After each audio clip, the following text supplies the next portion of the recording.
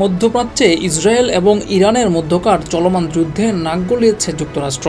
তাদের মদদে ইসরায়েল ইরানে হামলা করলেও মিত্র দেশের পাশে দাঁড়িয়ে ইরানের পরমাণু স্থাপনায় বোমা হামলা চালিয়েছে যুক্তরাষ্ট্র।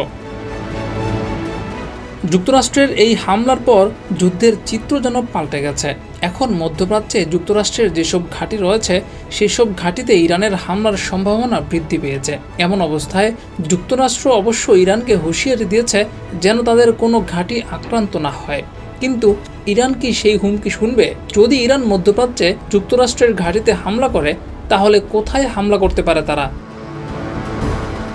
মধ্যপ্রাচ্যে অনেকগুলো দেশেই যুক্তরাষ্ট্রের ঘাঁটি রয়েছে। তার মধ্যে ইরানের মাত্র 100 থেকে 200 কিলোমিটারের মধ্যেও রয়েছে বেশ কিছু মার্কিন ঘাঁটি। এছাড়া মার্কিনদের কয়েকটি সামরিক ঘাঁটি ইরানের 2000 কিলোমিটারের মধ্যেই রয়েছে, যা দেশটির ক্ষেপণাস্ত্রের সরাসরি হামলায় পরিণত হতে পারে।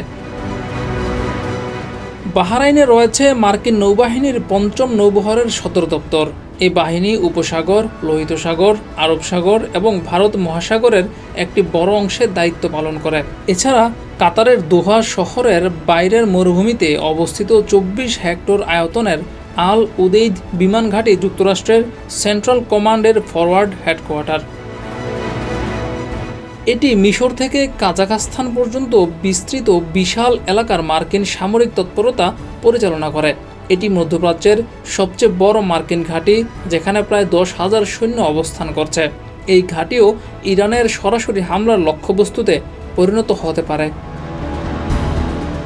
কুয়েতে মার্কিনদের রয়েছে বহু বিস্তৃত সামরিক স্থাপনা।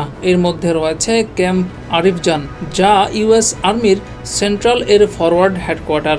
এছাড়া রয়েছে আলী আল সালেম বিমান ঘাঁটি, যা ইরাক সীমান্ত থেকে প্রায় 40 কিলোমিটার দূরে অবস্থিত।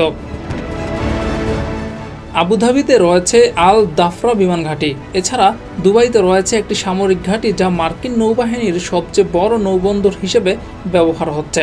সেখানে নিয়মিতভাবেই বিমানবাহী রণতরী সহ অন্যান্য জাহাজ ভিড়ে।